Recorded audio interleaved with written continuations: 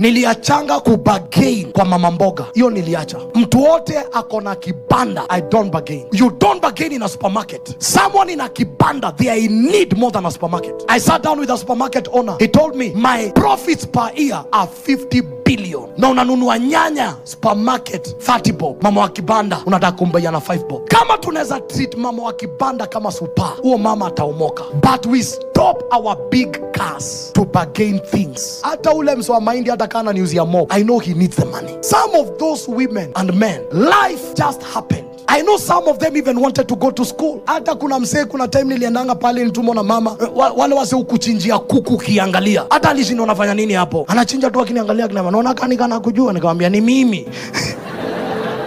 Kwambia hata mimi ingia hizi machuom. Akaniambia but wewe ni bless. Nikamuuliza hii kuku ni how much? Akaniambia, alafu akaniambia lakini juu nienda kuzie. Nikamwambia hapana, hii ndio mboka yako, shika.